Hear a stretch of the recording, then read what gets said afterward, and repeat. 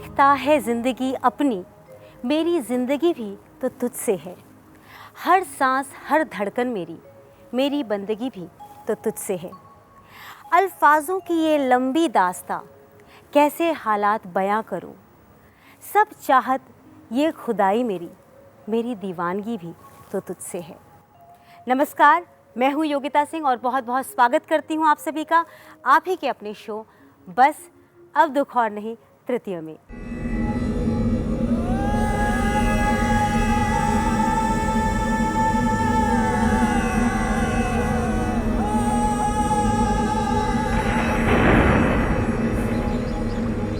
बस अब दुख और नहीं, बस अब दुख और नहीं। दोस्तों, जीवन में संतान का सुख परम सुख होता है और जिस इंसान की ज़िंदगी में ये सुख ना हो तो उसकी ज़िंदगी उन वीरान रास्तों की तरह होती है जहाँ कोई आशियाँ नहीं मिलता। न होती है मंजिल, न कोई कारवां मिलता। होती है तो सिर्फ गर्म धूल भरी हवाएं और चिलचिलाती धूप। बेबुनियाद से लगने लगती है ज़िंदगी। ऐसी होती है बिन संतान एक इंसान की कहानी। खैर दोस्तों, मैं आपको एक कहानी सुनाती हूँ। एक दफ़ा दो परिंदों ने एक नन्हे से परिंदे से कहा, हम दोनों तेरी दिन रात हिफाजत करेंगे जब तक तू बड़ा नहीं हो जाता। उड़ने के काबिल नहीं हो जाता, हम हमेशा तेरे साथ रहेंगे, तेरी ज़रूरतों को पूरा करेंगे। और परिंदा उन्हीं की तरह जीने लगा। नन्हा परिंदा जब बड़ा हुआ तो उसने उन दोनों परिंदों से कहा कि अब मुझे तुम्हारी दी गई हिफाजत की कोई ज़रूरत नहीं, क्योंकि मैं बड़ा हो चुका हूँ और अब तो मैं आसमान में उड़ने के काबिल भी हो चुका हूँ। इतना कहकर वो परिंदा आसमान में उड़ने लगा। लेकिन उन दोनों परिंदों को सब्र नहीं हुआ और वो उसकी हिफाजत के लिए उसके पीछे चल निकले। दो परिंदे आज भी उसकी हिफाजत कर रहे हैं, लेकिन शायद वो नन्हा परिंदा इन सब बातों से अनजान आज भी आसमान में उड़ा जा रहा है। जी हाँ दोस्तों, मैं बात कर रही हूँ अंकिता शर्मा जी की, जो शायद अनजान हैं अपने माता पिता के सजाए हुए सपनों से, जो उन्होंने अंकिता के लिए देखे हैं। क्या हैं वो सपने, कैसी है उनकी दुनिया और कैसी है अंकिता की उड़ान, जानने के लिए बुलाते हैं मिस्टर अनिल शर्मा जी को और उनकी बेटी अंकिता शर्मा को अपने इस खास शो में, जिसका नाम है बस अब दुख और नहीं। आप दोनों का बहुत बहुत स्वागत है। आइए। अंकिता शर्मा की दास्तां हम चाहकर भी बयां नहीं कर सकते, लेकिन हम इतना ज़रूर चाहेंगे कि अंकिता शर्मा और उनके माता पिता बस अब दुख और नहीं के ज़रिए परेशानियों से बाहर निकल जाए। शर्मा जी, आपसे पूछना चाहूँगी कि आपको समस्या क्या है? ये मेरी बेटी है। ये आज से 8-10 साल पहले से ही बॉय जैसी फीलिंग्स रखती है और उसी तरह के कपड़े पहनती है। इसको हमने काफ़ी समझाया कि बेटा तुम कभी सूट भी डाल लो, लेकिन इसने बचपन से शायद 2 साल की 3 साल की रही हो तब तक पहने हो, तो मालूम नहीं हमें। उसके बाद से हमें याद नहीं है कि इसने कभी वो कपड़े डाले हों। स्कूल में भी प्रॉब्लम ये रहती है कि जो क्लास टीचर होती है उस तक को नहीं पता लगता कि ये लड़की है या लड़का है, और इसका अट्रैक्शन भी जो है वो गर्ल की तरफ है।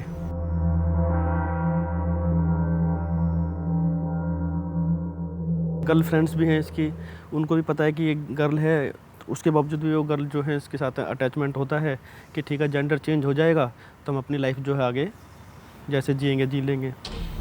लेकिन हम कहते हैं बेटा प्रैक्टिकली और एक थ्योरी में बहुत बड़ा अंतर है, कहने में और करने में बहुत फ़र्क आता है। अभी आपकी उम्र बहुत छोटी है और लाइफ बहुत बड़ी है। कितने साल के हैं अंकिता? 17+। 17+। कौन सी क्लास में पढ़ते हैं आप? 11th में हैं। स्कूल में अभी तक किसी को नहीं पता कि आप लड़का हैं कि लड़की?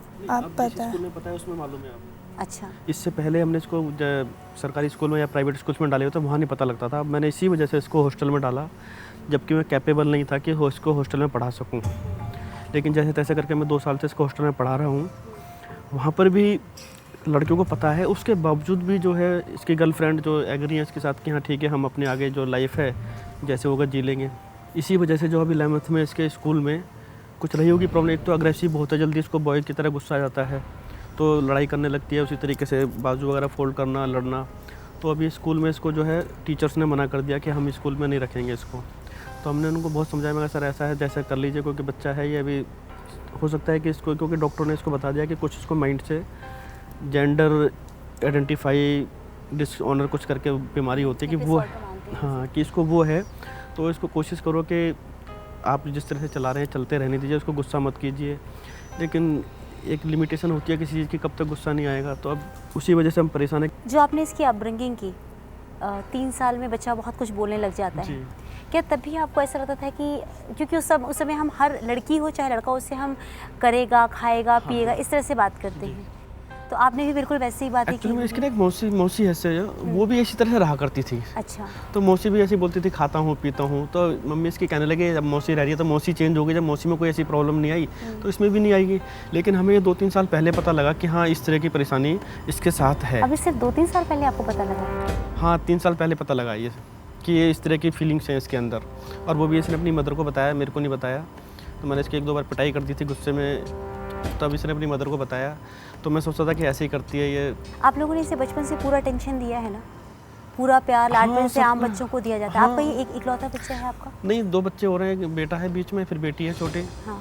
वो उनको कोई वो लोग प्रॉब्लम- नॉर्मल है? नॉर्मल है। अंकिता, तुम्हारे अंदर ये फीलिंग्स जब से आई हैं, तुमने कब रियलाइज़ किया कि तुम लड़का हो या लड़की हो? तुम्हें कैसे रियलाइजेशन हुआ इस बात का? 3rd क्लास से, मतलब ऐसे ही। 3rd स्टैंडर्ड से? तुम 3rd स्टैंडर्ड में स्कूल में स्कर्ट पहन के नहीं जाती थी? नहीं। तुम्हें हमेशा ऐसा लगता है कि तुम लड़के हो और तुम्हें सारी अपनी लाइफ जो है वैसे ही लीड करना है, और इतना बड़ा स्टेप, इतना मेजर डिसीजन ले रही हो? क्योंकि इस लाइफ में मतलब हैप्पीनेस नहीं है ना, एक like a girl. You are not happy being a girl? अरे यार, भगवान बड़ी मुश्किल से तो लड़कियां बनाते हैं, और उसमें भी you are not happy being a girl. तो फीलिंग्स की बात है ना, किसी की कैसी है, किसी की कैसी दैट है। Is very true, that is very true. लेकिन अंकिता, ऐसा करते हैं कि हम आपकी कुंडली देख करके ये चेक करेंगे कि आपके अंदर ये फीलिंग्स क्यों हैं, क्यों जनरेट हो रही हैं इस तरह की फीलिंग्स, जो आम तौर पर शायद 100 में से कभी कहीं एक ऐसी बात सुनाई देती है। और आज मुझे भी बहुत हैरत हो रहा है कि इस तरह की बात आज मेरे सामने आई है। And you have been brave enough कि आप हमारे पास आए हैं इस बात को लेकर के, वरना लोग इन बातों को चार दीवारी के पीछे छिपाना जो है नहीं, वो हम सोचते हैं छिपाना कि तो वो इसलिए सही नहीं तरीका चाहते है। मैम, क्योंकि बच्चे का सवाल है। हाँ, प्यार तो हर बाप भी करता है, माँ भी करती है। बिल्कुल सही। अब मैं ठीक है इसको डांटता हूँ कभी गुस्से में, लेकिन रोइए मत शर्मा जी। मेरे भी दिल है अंदर। तो अरे शर्मा जी, मैं मजबूरी में इसको डांटता हूँ कि मेरा बच्चा ठीक हो जाए, लेकिन ये अपनी मम्मी को प्यार ज़्यादा करती है, मुझसे कम करती है कि पापा डांटते रहते हैं। शर्मा जी, आप बिल्कुल मत रोइए, क्योंकि अगर समस्या है तो उसका समाधान हमारे पास होता है। हम इसकी कुंडली देख कर के ज़रूर पता लगाएंगे कि क्या वजह है, ऐसे चेंजेस क्यों हैं, ठीक हो सकता है कि नहीं हो सकता, या अगर जब नहीं हो सकता तो हमें उसी के साथ अपने आप को ढालना होगा, अपने आप को मेंटली प्रिपेयर करना होगा। ठीक है, तो निराश मत होइए और प्लीज़ रोइए बिल्कुल मत। ऐसा करती हूँ, मैं समय ज़ाया नहीं करती, मैं डॉक्टर साहब को सीधा बुलवा लेती हूँ।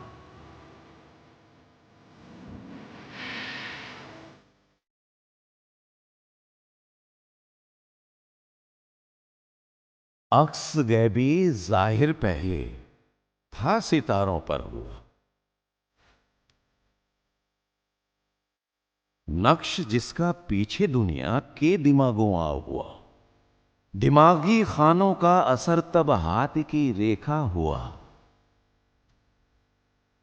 चांद सूरज फल के दुनिया से जहां दो बन गया, इल्म ज्योतिष इस तरह पर जब सितारों से हुआ,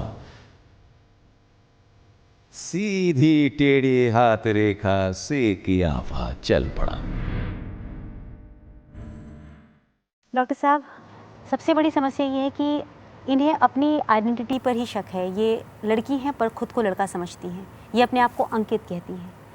इनके पिताजी इसीलिए परेशान हैं क्योंकि अब ये बिल्कुल अपना सेक्स चेंज करवा लेना चाहती हैं। अब ये बहुत बड़ी समस्या है। जन्म कुंडली देख करके आप ये बताइए कि ये सब क्यों इसके साथ हो रहा है। लो बेटा, पहले डेट ऑफ बर्थ टाइप बताओ। अंकिता, 1 अक्टूबर 1994। 90।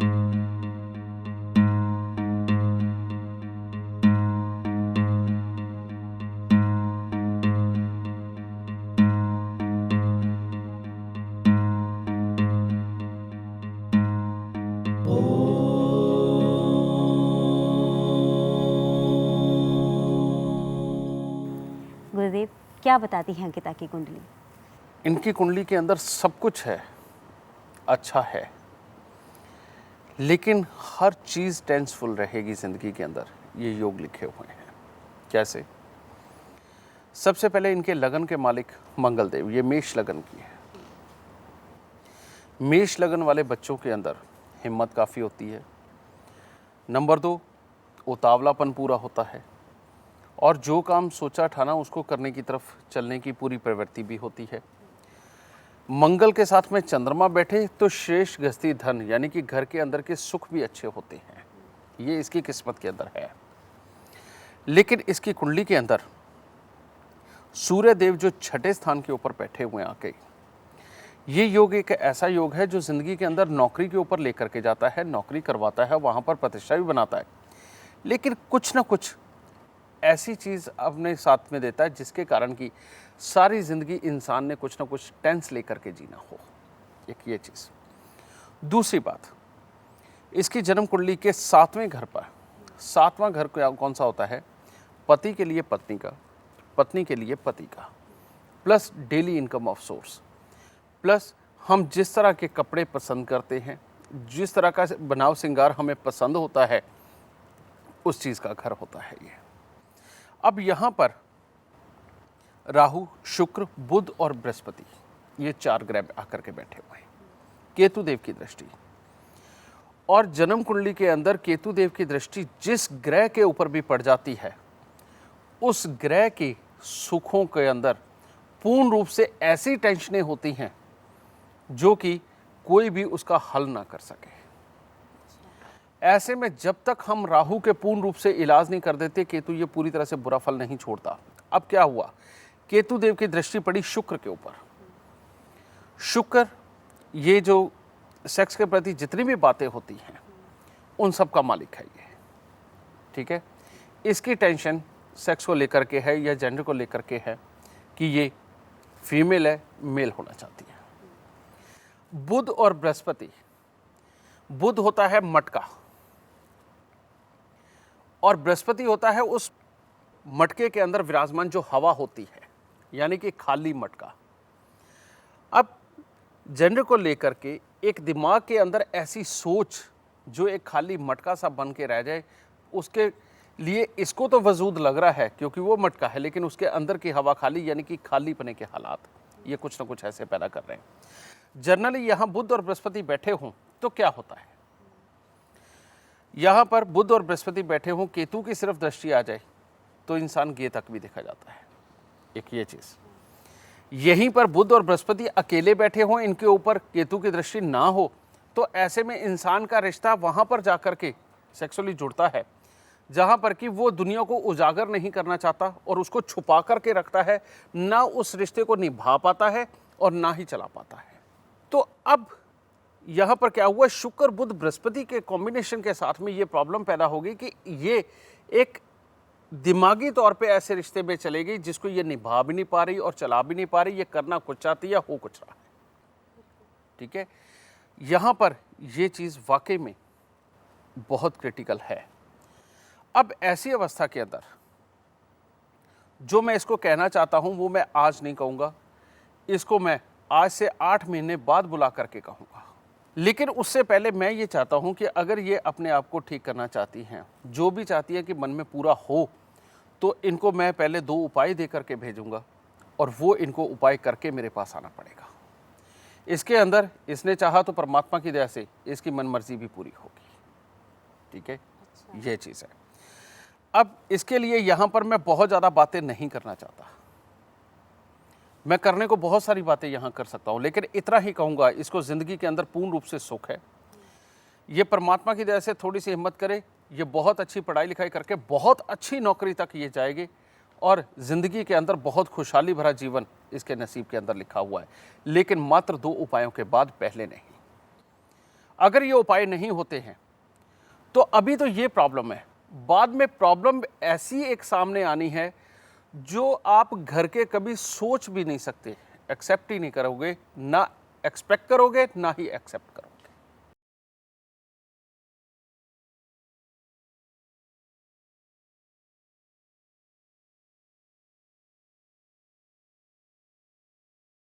अगर ये केतु का इलाज हम नहीं करते, ये सिर्फ एक अपने आप को नहीं, यहाँ पर शुक्र बैठे हुए हैं तो घर की औरतें, बृहस्पति बैठे हैं तो घर के बुजुर्ग यानी कि पिता भी दादा भी ये आ जाते हैं, बुध बैठे हैं तो साथ में बहनें भी, सब लोगों को टेंशनें बन करके रहेंगी और तकलीफें चलेंगी, समझ गए। लेकिन मंगल चंद्र का मेल ऐसा है जो कहता नहीं, समृद्धि के दौर भी दूंगा, किसी चीज़ की कोई कमी भी नहीं करूंगा, घर में सब कुछ अच्छा भी रखूंगा और आने वाले समय के अंदर वाहनों के सुख बहुत अच्छे दूंगा, रुपया पैसा प्रॉपर्टी के हालात भी बहुत अच्छे दूंगा। लेकिन एक बुरे ग्रह योग ने जो घेर रखा है, इसको पहले ठीक करके आज से 6-8 महीने के बाद हम इनसे मिलेंगे और तब इनसे जानेंगे कि क्या फ़र्क आया, ठीक है, किस तरह से जीवन सुखद हुआ। हमें एक ही चीज़ से मतलब होता है कि इंसान की मंशा कुछ भी हो, कि बस इंसान जब आए तो उसको ये लगे कि मैं सुखी हूँ, ये शब्द होना चाहिए। बिल्कुल सही बात। समझ गए ये चीज़। अंकिता, जो मन में है और जो कुंडली बता रही है उसमें बहुत सिमिलैरिटीज़ हैं, ठीक है। वो भी हो सकता है जो आपके पापा मम्मी चाहते हैं और वो भी हो सकता है जो आप चाहते हैं, उनमें से कोई एक चीज़ होगी, लेकिन जो आपके लिए बेस्ट होगा उपायों के ज़रिए वो आप तक पहुँचेगा। इसकी खुशी के लिए हम यहाँ पर इसको लेकर आए। मैं ये खुश है तो हम खुश हैं। हम बिल्कुल सही बस यही चाहते हैं कि इसकी लाइफ में आगे कोई ऐसे दुख ना हो कि ये बजाय सुख की तरफ जाने के दुखों में ही घिरी रहे और अपनी लाइफ जो है पूरी खराब हो जाए। हम सिर्फ ये चाहते हैं कि अगर कन्वर्ट हो जाए कोई प्रॉब्लम नहीं है, लेकिन इसकी लाइफ इंजॉयबल रहे, खुश रहे। ऐसा हम अपने बच्चे को भी चाहते हैं खुश रहे, वो कैसे भी रहे। जो आप चाहते हैं वैसा ही होगा और ये लाइफ के अंदर बहुत खुश रहेगी। बस उपाय 2 मात्र इसने करने हैं। सबसे पहला उपाय, आपके घर से बंद घड़ियाँ, खोटे सिक्के, खराब इलेक्ट्रॉनिक सामान, जंग लगा लोहा, बरसात में भीगी लकड़ी, शंख, सीप, कौड़ियाँ, ढोलकी, तबला, सितार, गिटार, मनी प्लांट, रबड़ प्लांट, तुलसी, हारमोनियम, इनमें से कोई भी चीज़ आपके घर में नहीं होनी चाहिए। अगर ये चीज़ें आपके घर में होंगी तो खाम खाई के बुरे हालात पैदा होंगे। एक ये चीज़। दूसरी बात, हरे और नीले रंग के कपड़े, इसको स्ट्रिक्टली मना। ये मेन वही लाती है, अपनी पसंद से लाती है कपड़े भी। नहीं, मैं आपकी बात मानता हूँ, उसके अंदर ये कलर करेक्शन कर सकते हैं, कलर चेंज कर सकती है, एक ब्लू और ग्रीन को अवॉइड कर दे, बाकी सारे कलर है इसके पास में, ठीक है, ये चीज़। फिर 43 दिन लगातार इसने फिटकरी के साथ अपने दांत साफ करने हैं, ठीक है, और 43 दिन लगातार काले सफ़ेद कपड़े की एक पोटली लेनी है जिसके अंदर 500 ग्राम चूना और 5 कील पुरानी वो उसके अंदर डाल के अपने सर से 7 बार घुमा के उसको जल प्रवाह करना है इन्होंने, ठीक है जी। ये उपाय जब हो जाएगा उसके बाद दूसरा उपाय, दूसरे उपाय के अंदर इन्होंने एक आटे की चक्की लेकर के इसको जाकर के मंदिर के अंदर दान देना है। आजकल वो इलेक्ट्रॉनिक चक्कियाँ भी मिलती हैं। इसके साथ ही मिट्टी के लोटे के अंदर शहद भर करके समझे इसके सर से 7 बार उतार के उसको वीरान ज़मीन के अंदर जाकर गहरा खड्डा खोद के दबा दें, ठीक है। एक तांबे के पैसे को लाल रंग के कपड़े में बांध के इसकी जेब के अंदर रख दें, ठीक है, और 27 दिन लगातार 7 नारियल पूजा वाले लेकर के उनको जल प्रवाह कर दें। मात्र यही उपाय, और इनको करके आज से 4 या 5 महीने बाद मैं आपसे बात करूंगा, ठीक है बेटा। गुस्सा कुछ शांत हो सकता है इन उपायों से। पहले ये उपाय कर दीजिए। हमें एक चीज़ से मतलब है, इसका जीवन सुखद हो, वो काम होना चाहिए जिसके अंदर ये सुख की अनुभूति इसको खुद को हो और ये खुद कहे कि हाँ मैं मज़े में हूँ और मैं सब कुछ बहुत अच्छा करूँगा, ठीक है। तब ये करूँगा हो चाहे करूँगी हो, समझ गए, लेकिन सब कुछ इसकी फीलिंग में अच्छा होना चाहिए। हम ये तब बात करेंगे। अंकिता, सेटिस्फाइड हैं आप? लग रहा है कि सब कुछ ठीक है, आपके हिसाब की बातें हो रही हैं? पक्का ना? कुछ ऐसा तो नहीं है कि हमने आपके ऊपर ज़बरदस्ती थोपा है? नहीं। पक्का ना? गुड। आपके लिए लाल किताब अमृत बनवाई गई है, आप उसे पढ़िएगा, अंकिता को भी पढ़वाइएगा। अंकिता, उसको बहुत अच्छे से पढ़ना बेटा, उसमें सारी चीज़ें मेंशन्ड होंगी, आपको कब कौन से उपाय करने हैं और कब नहीं करने हैं। हम आपसे फिर से मिलेंगे 6 महीने बाद, लेकिन उससे पहले गुरुजी अगर आपकी आज्ञा हो तो हम इनकी लाल किताब अमृत मंगवा बेशक बेटा, माता रानी सुख दे। इल्म बदल दे किस्मत लेखा, मुश्किल वक्त तमाम हुआ, जालिम वक्त को रहमत देखा, जालिम वक्त को रहमत देखा, लाल किताब अमृत नाम हुआ, लाल किताब अमृत नाम हुआ, लाल किताब अमृत नाम हुआ। लबों से अपनी आवाज तो दे, ना दे सके आवाज मगर आभास तो दे। मिटा दूंगी सब दुख तेरे, दर्द तेरे लेती हूँ। मैं लाल किताब अमृत हूँ, वचन देती हूँ, वचन देती हूँ।